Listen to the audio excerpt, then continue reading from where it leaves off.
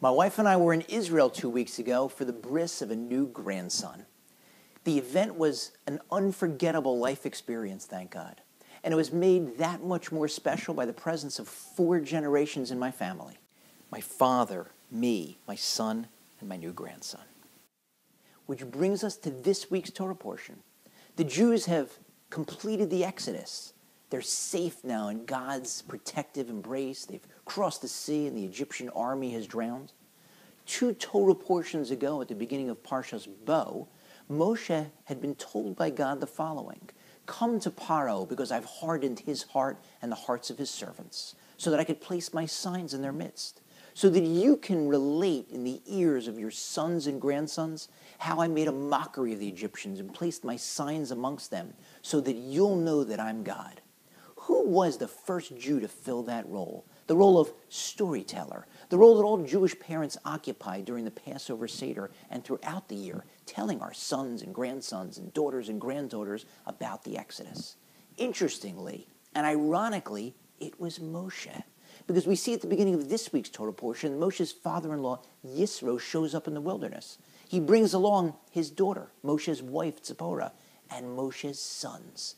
Moshe's sons were not in Egypt during the plagues. They weren't there for the Exodus. They were back in Midian. So Moshe's now going to have to tell them all about the signs and wonders that God placed amidst the Egyptians. And that's tough for him and for us. Because if you undersell the story, kids won't be interested. But if you oversell it and get too preachy, they'll tune you out. So how do you do it?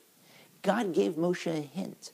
In the original command, he didn't say, "So that you'll be able to relate in the ears of your sons and grandsons how I made a mockery of the Egyptians so that they'll know that I'm God." He said, "So that you'll know that I'm God," hinting to Moshe that if you want to teach, you've got to master the subject material. And if you do that properly, you'll increase the belief in God not only of your sons and grandsons and daughters and granddaughters, but of yourself as well.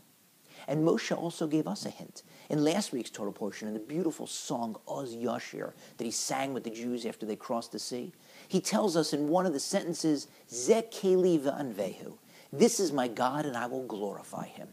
Elokei Avi," the God of my father, "V'arom menhu," and I will exalt him. Hinting to us that first God has to be your God. You can't go through life with God only the God of your father, only doing things because your parents told you that you're supposed to. You've got to recognize the miracles that God did for you, that got you here. Then you can also recognize the miracles that he did for your parents and for their parents, the cumulative miracles that God had to do in order for you to be here today.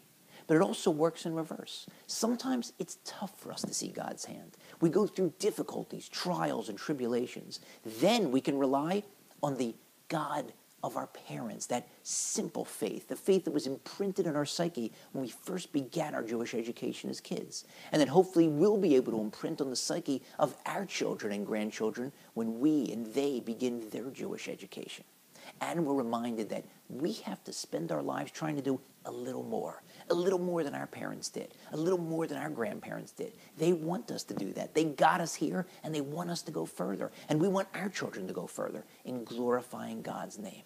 But it's difficult, because the further away we get from the Exodus and from the giving of the Torah, the tougher it is, the greater the temptations. Think about it. What temptations did I have when I was a young man? Charlie's Angels? Now, young kids have more temptation in their pocket, in their smartphones, more distractions than we could have ever imagined. The competition for their attention, trying to draw their attention away from that towards God, is incredibly intense. But if you succeed, the results are unbelievable. The dreaded generation gap completely disappears. A grandfather can study the same Torah portion with a grandson, with the same commentators, the same Rashi.